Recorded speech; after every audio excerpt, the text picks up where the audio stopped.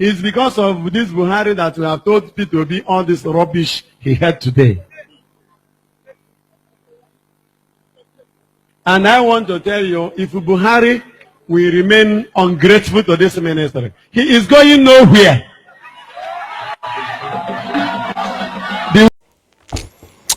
Thank you for watching that short video. Just a very short video. That is one US. After this video, don't worry, on Chokai. Mana before the no will open Chokai dive on him. This element of this double standardization on the modern AP. Double life standard. Double life in a double life standard. The modern a total double life standard, which is not good for a Christian. It is better for you and stand alone than to join the crowd and lie.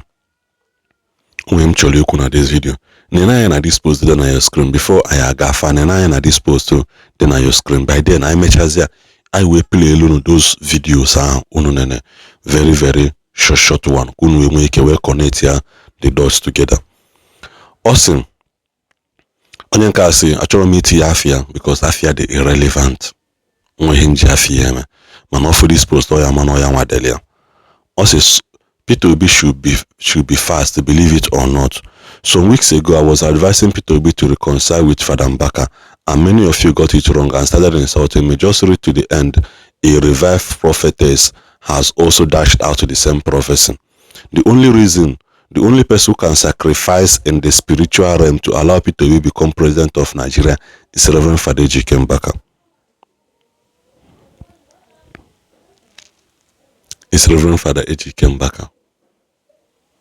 Ndan onye kwulu okwu now is never a Christian and cannot be regarded as a Christian. To say that only Father Mbaka can sacrifice for Peter to be in the realm of the spirit to become president. Iman onya a Christian. To start with, for you to know that in Jesus a Christian is that God created them too. Mbaka will not only be the person that will make Peter be president if actually he has the power to. What happens in the case whereby Mbaka and Becha for example? Does he mean where is the reason why God would direct mother to somebody is that he knows that that person is who has the territorial legality right in such thing. In other words, in the times of David, Saul was intentional. God was intentional with Saul. See, I go to the house of Jesse and anoint somebody, which Saul went. And they don't born and made us say, now this anointing is not flowing. No well so we see okay, so in terms of this thing, did God really assign Mbaka to Peter Obi? This is the question he had before he uttered this type of blaspheming statement. It is only Rev Father Mbaka can soften the spiritual realm for Peter Obi to become president in Nigeria. If Obi wants to become president, he should go and settle with Father Ejike Mbaka to soften the spiritual realm. And not just in there, softening the spiritual realm. Shows that a lot of you now got church, but you don't read your Bible.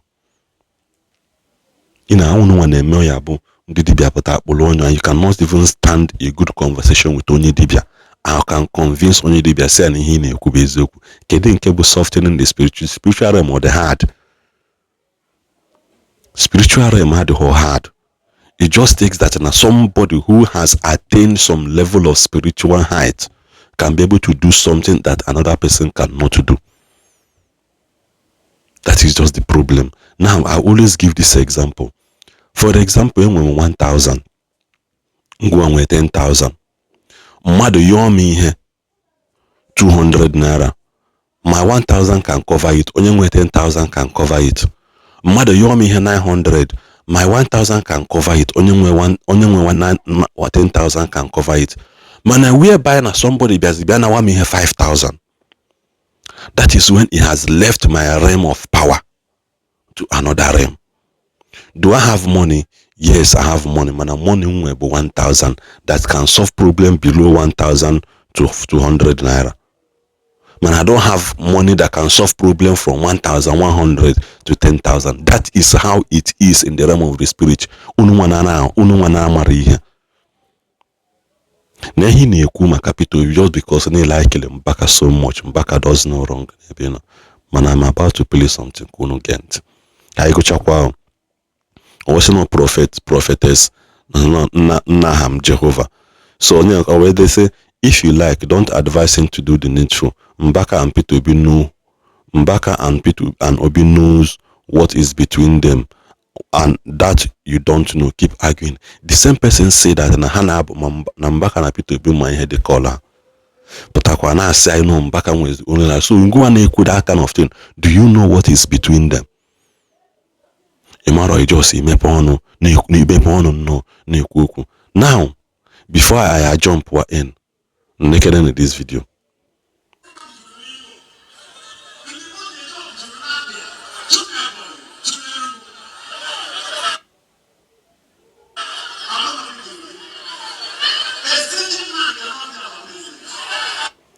Ose ihe Igbo ji eje mba ju na abia ju na Enugu ju na abia ju na Ebonyi ju everywhere. Not only Peter Obi. That a stingy man cannot be our president. Kedebe Peter Obi no we mejo Mbaka. Which when I say that a stingy man cannot be our president. This is utterance or utter. Na adoration ground, and many people are hiding this video.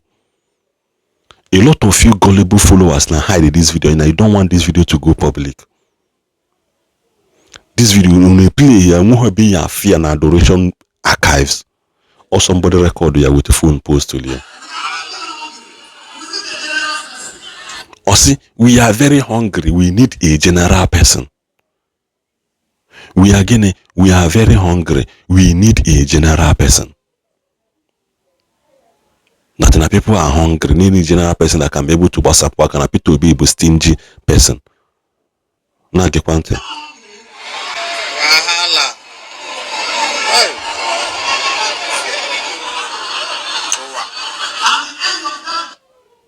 Can play quiz or can play Isaiah full kunu we no hoku. Just play, just watch and this and play a full kunu.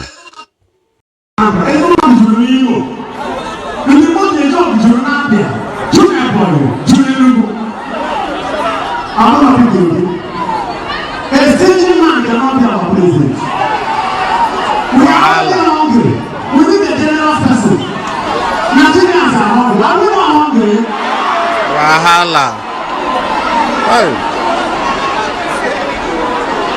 At the end of that, also, are we not hungry? The mother say yes, we are hungry. The mother say na ago ha. That is the main reason we had we making it. When I shout here and I shout on adoration ground daddy. At the end of the day, Mbaka came out and denied that he never tackled Peter Obi. Also, no one of Peter Obi that na that day and that he never even mentioned Obi. He never even mentioned Peter, talk less of Obi. And then that video because a lot of Agwam amabero actually want you apology to Peter Obi. It should be Mbaka. Emepe unu mepe na say one Peter Obi wo father. One Peter Obi wo father. Mgbe raise alarm about Peter Obi sacrificial status in Christendom. Onwere onye ma na Peter Obi ade wepụta ego onwekwa uso na afia he wepụta ego.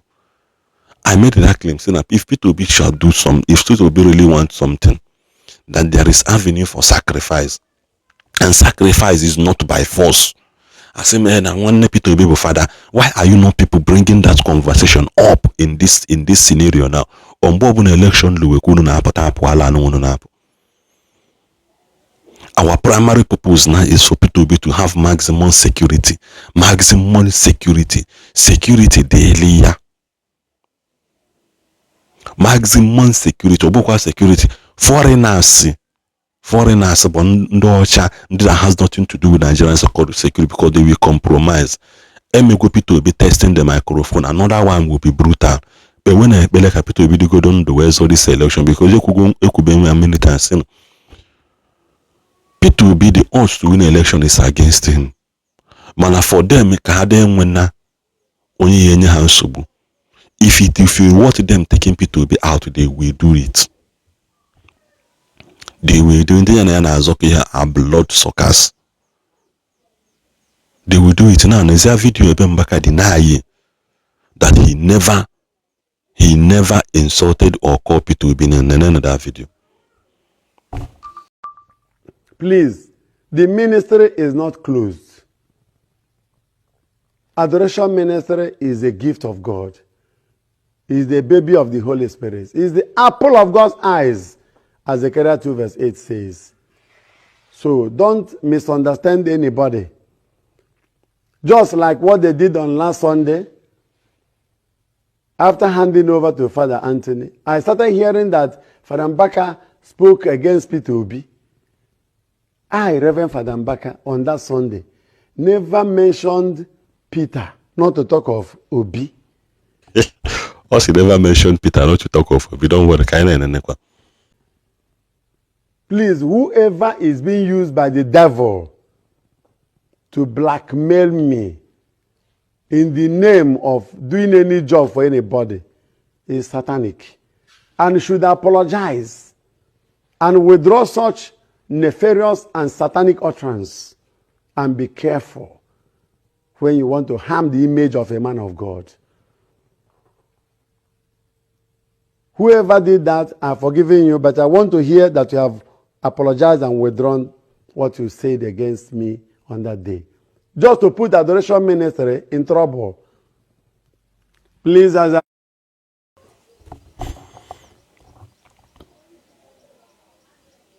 did anybody see her video, mother record, okay, send it online? And everybody, that this statement was issued. No editing can there is no way somebody can edit such a video except no interview personally like this can be edited. But in terms of recording from the crowd, this is not editing, it's a lie. It is a complete lie. Now, Okonyesi Nokuro against Peter Obi. N'ezie complete statement okwu mgbe ndị otu Buhari bịa adoration ground kono nkwadaati na okwu about ojiwese no because of Buhari ka eji gba Peter Obi all this rubbish today. Also no because of Buhari ka eji gba Peter Obi na n'ezie that video. And we are already converted.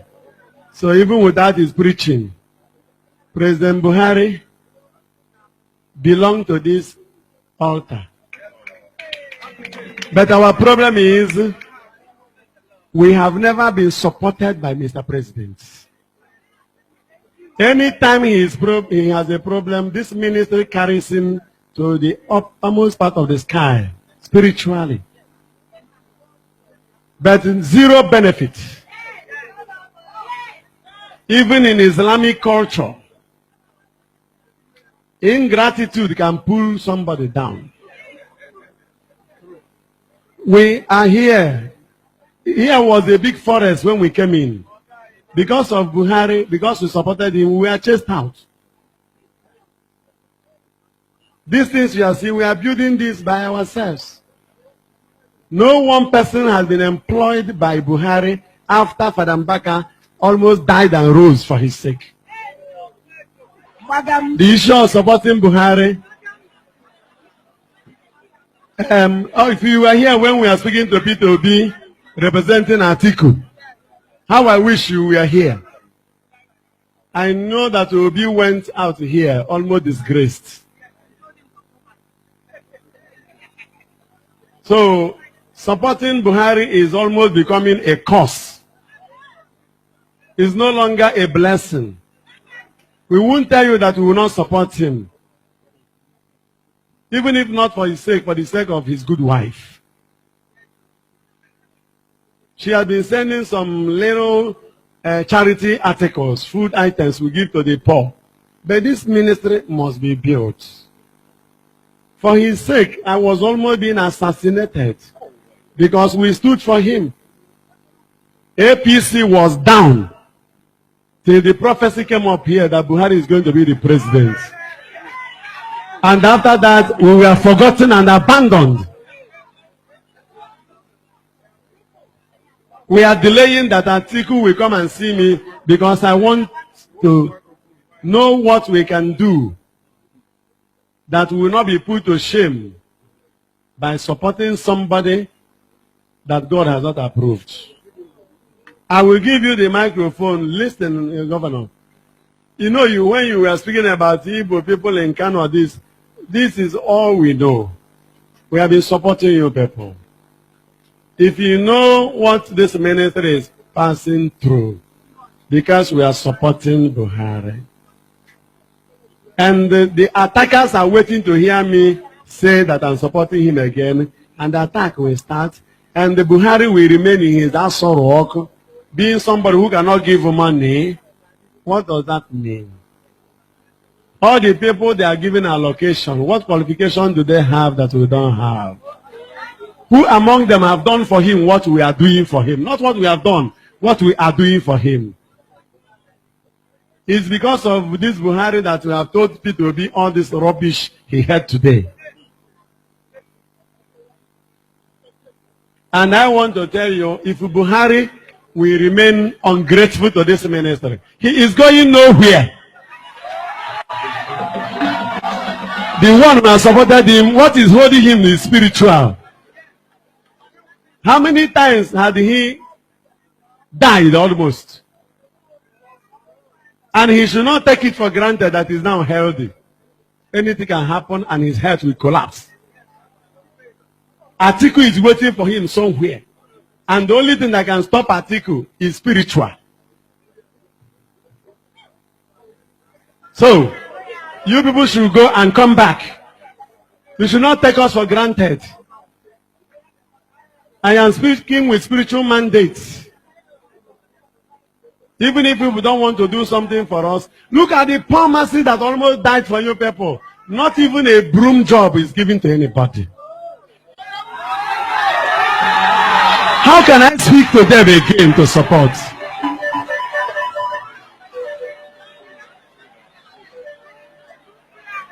All of them love Buhari, but they have been abandoned by the same Buhari. So, I am asking you, if you can save even the image of this, our brother who wants to be the governor. If you listen, the moment he said he wants to be the governor, people started shouting, no.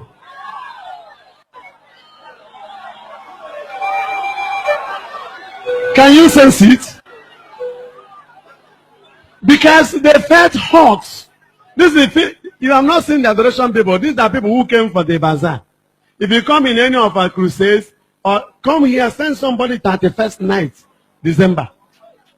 You will know the capacity of the people grieved. Our loyalty, our support for Buhari is not debatable. But the way he has paid back to us is dangerous and cancerous and destructive and can pull any leader down. That is why if we now stop supporting Ugwai and start supporting this man, he doesn't need to spend one kobo to win. But as of now, the whole Enugu, forget about those who are deceiving him.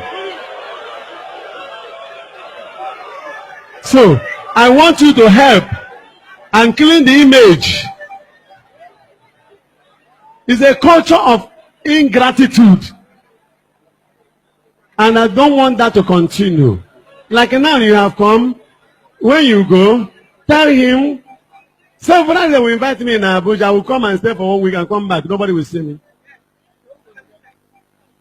I will call and call and call, and even when we see him, listen, if I tell you the level of fasting and prayers that are generated from this ministry, for Buhari's health, for his continuity, if there is time, I will take you to where I was living. Because of this Buhari, I am in this bush. Can the federal government take this minister as a project? What will it lose from their pocket? A ministry that will back them spiritually and they will go forward. So when you go, you organize your people. Tell them that the man called Mordecai has not been rewarded. Exactly. Therefore, the king will never have rest. You know, Jonathan thought with all the things he had as a president that he will win. Jonathan is on this side. He's my brother, my friend. But he was alive and I told him he will not win. He should resign honorably or he will be disgraced publicly. That Buhari is taking the chair. If it is a place where things work well, the moment Buhari climbs to that chair, he will come here. What does it take him? One morning flight, he comes here and thank the minister that made him who he is. Then he can fly back. So it's not a matter of breaking collar with anything and we should announce silently. They will still know because it will be in the record. Please, what I will try to tell my people here, when you go to an imam, and an imam hides his feeling and tells you the lies you want to hear, he should be cursed by Allah. Thank you. Don't worry, we are arriving. I can go somewhere. Also, no maka Buhari, Peter Obi, and all those things are okay. Now, fast forward, rewind back to the year 2013. Mbaka na hail Peter Obi as a good man. Then only Ocha as a good man. Kibazokwa na megene na mogo na choka itiga something name something kihewe ya, and you know how caution your people to stop making such statement. Your people are pushing narrative. Peter Obi apologize to Mbaka. Peter undergene kedi happy to be male. I want to understand kedi happy to be male to Mbaka that required apology. Then the video Mbaka 2023.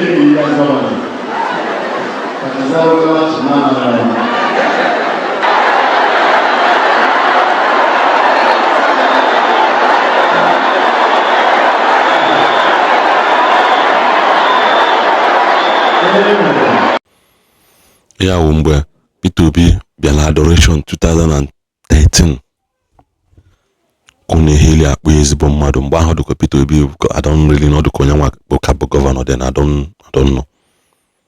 Kpọchara ezigbo mmadụ kpọchaa ya odosi heli checha ya okwubatazia iwe donokwa na pulpit wee na-asị that na a stingy man will not be Nigerian president, so which means it is not even what Holy Spirit said.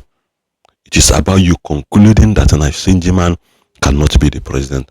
Now, from then I say, can please watch the complete video of Ejike Mbaka Mbaka na Peter Obi. You have Ejike na baza. I'm on this. Most of you now for the short video, man, and then the complete video, and then this video.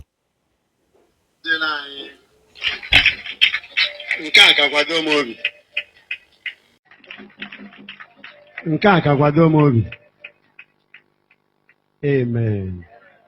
So anyị na-ayọ Chineke ka ọ gọziela anyị nna nwanne anyị nwoke Peter Obi. Ọ bụzi na Atiku Obi anyị ga-agọzi ya agọzi.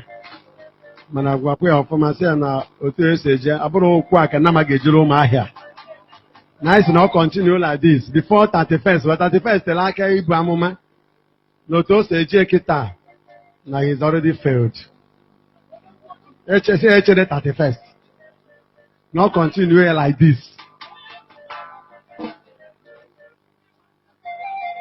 na 31st l'aka and gị nwa n'onwe nke gị. Amen. Brother m na nwanne nwoke gọvanọ gee ntị, anyị ghọrọ ịghọrọ Chukwu aghụghọ, nọrọ n'ihu ụmụ Chukwu a, gwa Chukwu ihe ị ga-emeri ya. Oh yeah, it means you don't want to do anything for God. Ihe a bụ aghụghọ nkịtị. Father, even for the threat, as a nigga, I'm a project. I want to have a project. Okay, come to know your question. My name is a political statement. Father, my mother made a political statement. Oh, you have not seen my Peter Obi. I've never promised things and failed. I'm a fundamental Catholic. Even when I'm good, no can me. But oh my God. Praise the Lord. Ọkwa si na onye ya riri ji eke a gbara ọkọ gbuo. You can promise emere ihe na Anambra. Praise the Lord. In your capacity and what in ihe ọ gwara ya, ọ sịrị ya na ị nwere ike na promise emele ha na Anambra. So ị na-achọ ịgwa m na chọọchị dịzi iche, ị na-achọ ịgwa m na Chukwu ndị Anambra na Chukwu ndị Enugu dị iche. So no nke emele na nke ọ bụla eme na adoration bụ the final bus stop bụ na-eme gị abụ na-eme gị n'ọnụ. Ọ sị gị Peter Obi sị gị na he is a fundamental rooted Catholic. No nwere ihe ọ bụla ọ kwe na nkwa na church ọ dị eme. So whether if that church is in Sokoto, whether na that church or na Abuja, whether na that church or na Lagos, in as much as no church, in as much as na that temple church, that he will do it. Also na father name. So which boils back to 2013. Also your father name. So which means no borota ka na apoma. He keep repeating that very statement. Father name. Also no political statement. Na osigi Peter Obi simply said, na gosim project ayalo. So that ko mali ho na committee ya. Just like example, na ndị living fit si alụ akwa ark ka ha na-alụ. Yes, ark. Ọ bụrụ na enwero such project on ground, Bishop Oyedikpo apụta nye mmadụ microphone si akwe Chukwu kwe ihe ya emelu Chukwu. Why na-esi ya na project dị? Na gwe ihe ya emelu project. O wee sị gị, okay, let me see the project.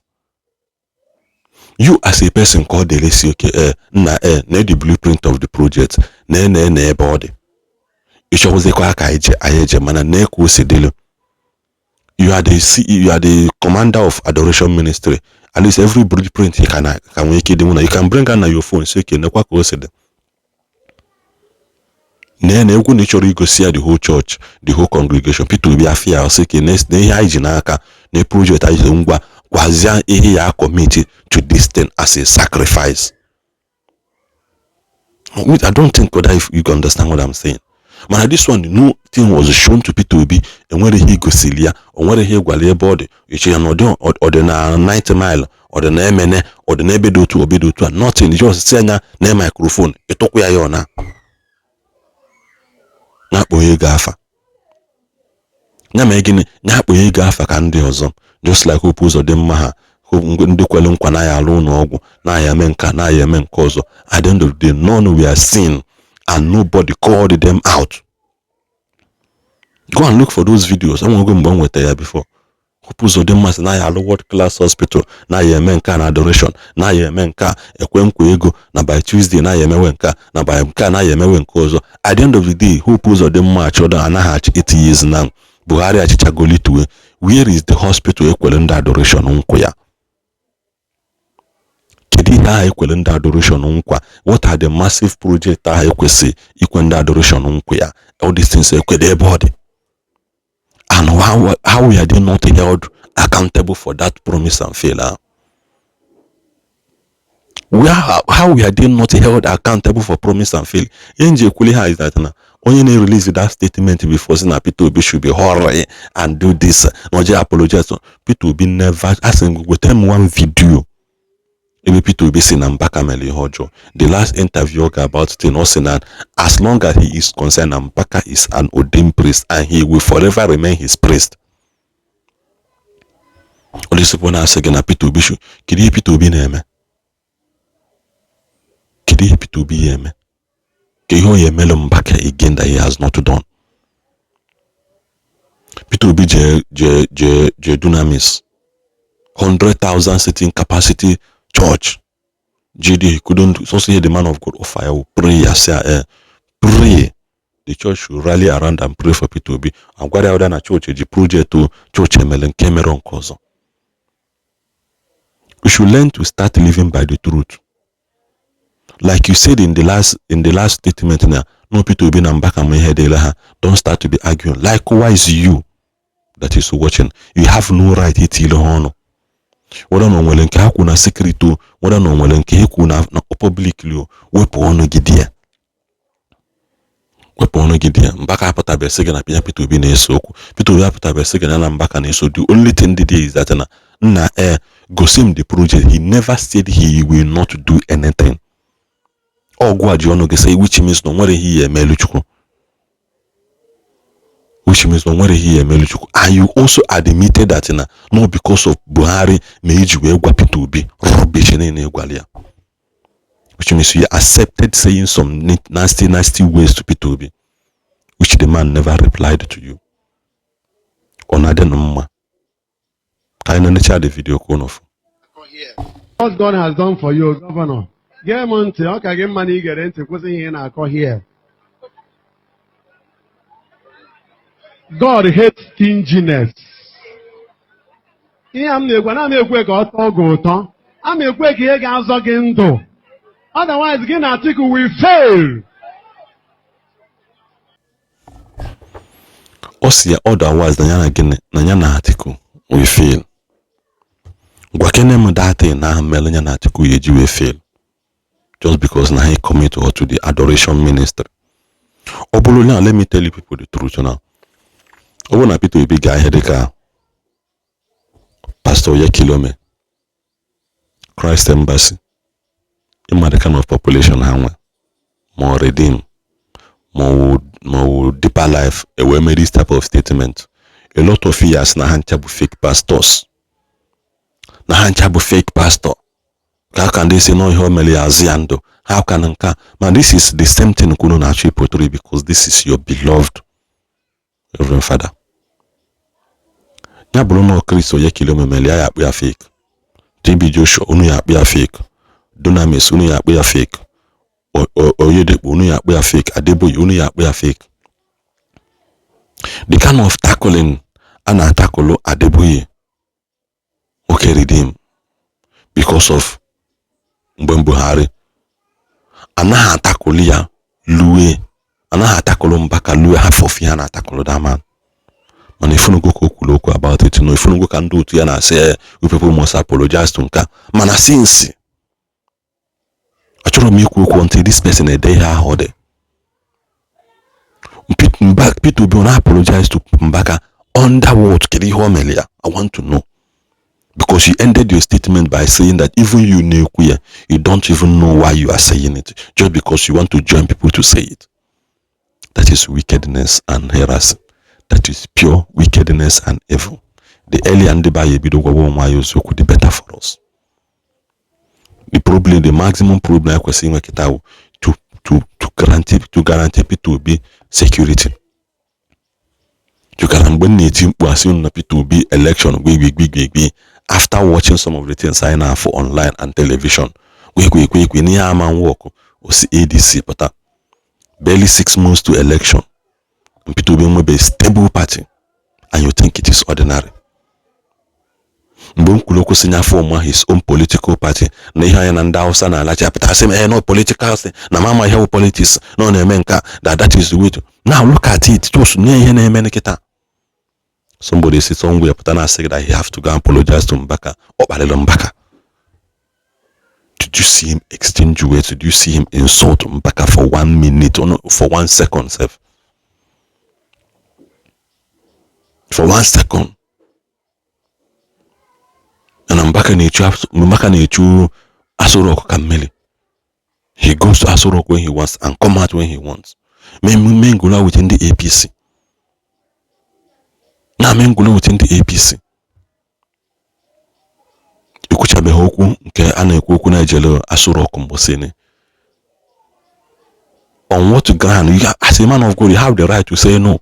How many Pentecostal pastors couldn't afford to Aso Rock Kamele? How many of them couldn't afford it? Unafunu go Joseph Suleiman there. Unafunu go nke Dr. Paul Eneche. Unafunu go Yedebo there. Unafunu go nya there. Because so balankiti kwelekwe. You were there in the presence of that. Just assure me, just die for that side. You were there. Peter Mbaka, Gochahini no Gocha that now. They have the wealth sons and people that have the final say in Enugu State. Where they assure Tinubu of their vote in 2027 election. No so no ni koleta. Say Tinubu ngba kaije kwadia. Obona Peter Mbaka gini. Why can't you stay him? No. Somebody be na say na call Governor Batagide. Like I said, no dear. Governor Batagide, you have the right as a man of God to say no. Or Ganara Major. Bishop Ogisigodi, God Bishop Acholonyozo. You are not the only Reverend Father in Enugu. Because you people made us to understand, or you are not the only Reverend Father in Enugu, which I said it. But he decided to not go with the only Reverend Father in Enugu. That means you have to accept that na Father half on Alama Kumba, Zion number one is still you. Let us learn to think outside the box. Ode soku. Kena kwa mun, God